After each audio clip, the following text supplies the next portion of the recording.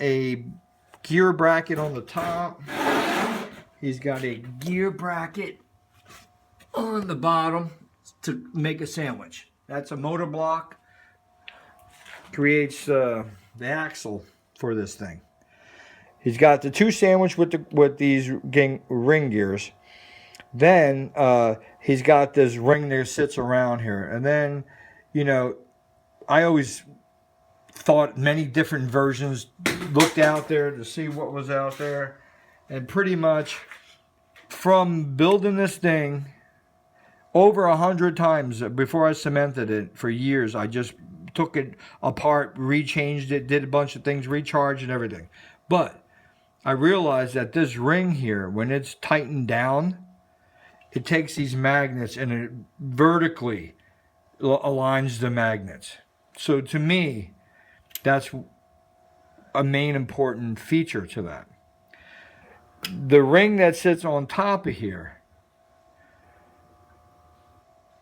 that has the loops, okay? If you ran another ring around the front and you did the same thing but the front side, you would also lock it down. But that's not the case here with Ed. He decided he was going to bend these, okay? So question number one, why?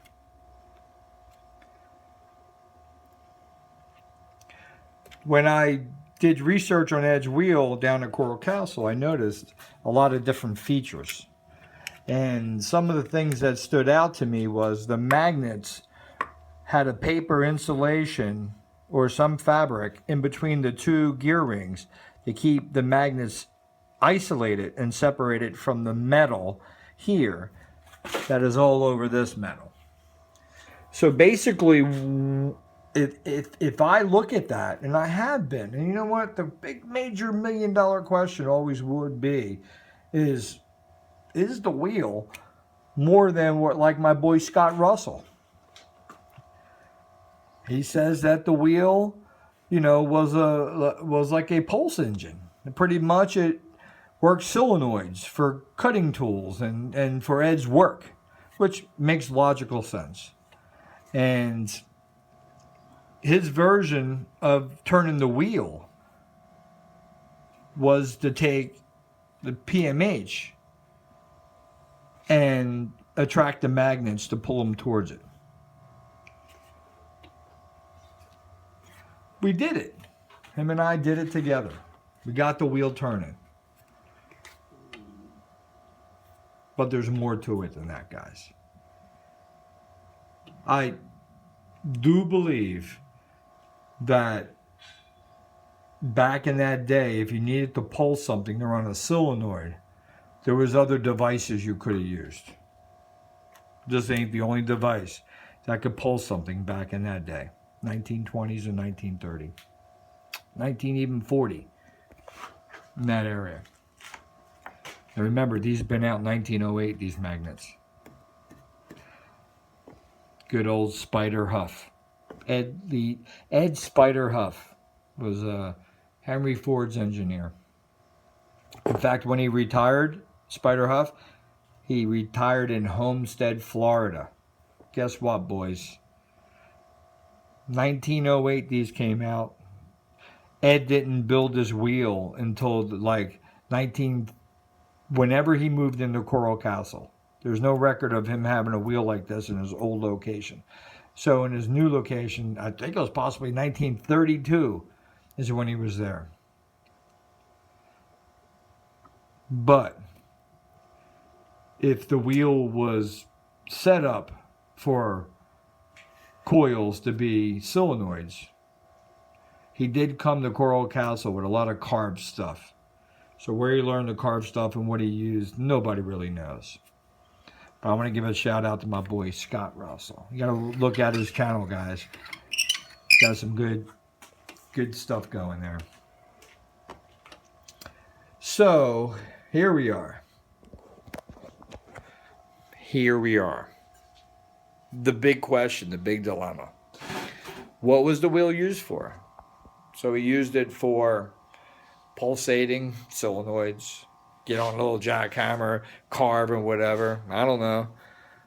Shit, man, I wouldn't have thought about doing anything like that back in the day. If I was going to carve some stuff, I'd be using some water and some good sand, make round stuff, and some hand tools. Hand tools, imagine that. Good old tradition. So, back to the wheel, because we're going to try something that sort of has been, God, I couldn't just let it go. The levitation. Levitation. How? Levitation? What is levitation? Gravity. What's gravity? You look at the wheel.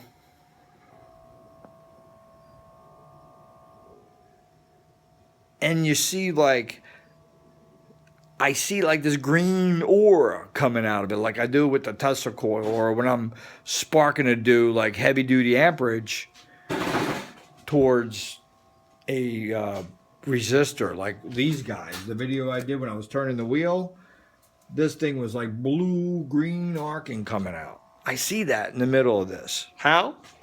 I don't know. Well, I do. I think I do now. That's why we're going to do this experiment. But I don't know. I mean, it's it's magnets, dude. It's magnets. It ain't nothing more or anything else. It's magnets. What do you do with magnets? Well, here's where physics and different stuff comes in on time off and research. And I'm 3.5 years into this. I knew about Edleeskalnin, but I started with this. It's a little gas engine off RC car. I got a piston. When you turn it, on top of the piston, I glued a magnet, earth magnet on it. And I always dreamed of turning this with electric. Haven't done it. I put it aside. It no longer became important because I jumped into Edleedskalnin, and he got my attention. But now I said to myself, not to jump off of Ed, I picked this back up, and I said, with the knowledge I have now to run this, easy peasy. So I'm gonna tell you what I'm gonna do with this. You ready? It came from one of these. Okay? Came from one of these. It's my RC car. I got another electric one sitting here, or this is a gas one sitting here. I'm going to go ahead and couple this motor to this motor, so I have 2 cylinders. And I am going to make them solenoid engines, and I am going to run them off my Tesla coil.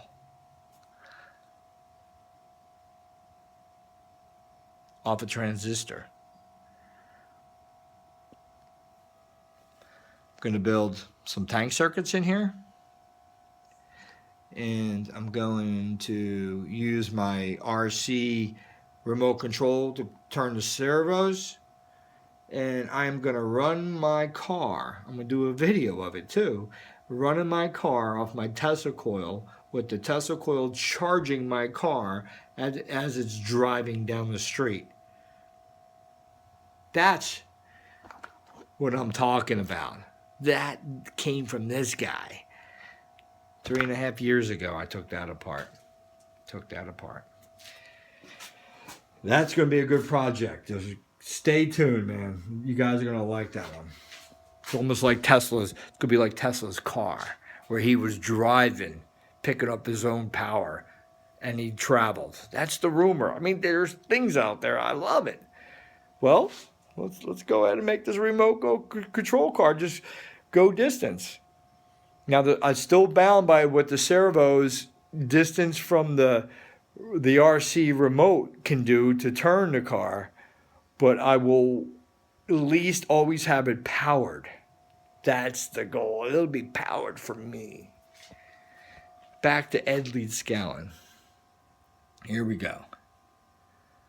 So, When you look at matter and you look at mass, matter is made by atoms. The center of the atoms are neutral and positive base. Positive always chases negative. And this is Edleeskalnin style. Positive always chases negative. Anybody out there have suggestions what greatness that is? That means the air is positively charged.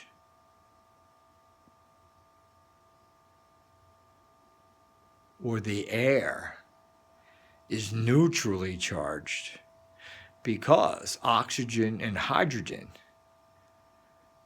have their different quirks about them.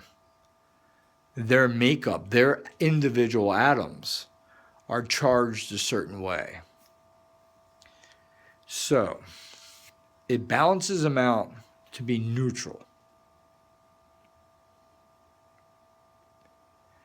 I don't know this, haven't researched it, but what I'm saying is the ground has two energies in it. It has the mass that has the quarks, which each individual atom has a certain attribute about it. So when it bonds to other atoms, it becomes a mass that has a certain charge about it. Now, if you think about, the sun puts out a positive energy. Anything that's mass will accumulate energy. So you have a energy about a mass that has different characteristics about itself, and then you have this pure light energy, which is absorbed by matter. So, back to Edleeskalnin. This is where he talks about sunlight, talks about his little ponds. He talks about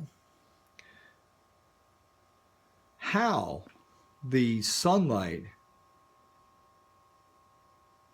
and the process of it and water and the breakdown of the water per energy. And this here has sent me off into a direction to where if you in a metal want to share electrons in different atoms, many zillions of atoms, you bring metal in place, and your electrons will bounce out of its proton, out of its atom, and be shared by other electrons. But they always keep their same amount. So there's a built-in registry in that center nuclei that will only attract a certain amount of electrons. So those electrons will always be bound by the amount, but not bound by the individual electrons, because they will be shared. And this is where levitation comes in. Mr. Edleeskalnin, levitation. So if you think about the sun's putting out a positive charge coming out through the whole universe, right? You got to think about mass and its attributes about it is always going to be a negative and attract itself to the opposite charge of the sun. Okay? So now we get back down to, what if we want to share that energy? Yeah, we want to share it. So metal is the culprit. But it's not only metal. I showed a couple of experiments I've done in the past on the skin effect. We're actually using coral rock or wood, even wood. And you can see the electrons were so abundant in the wood that they were coming out and going to my finger. Well, they caught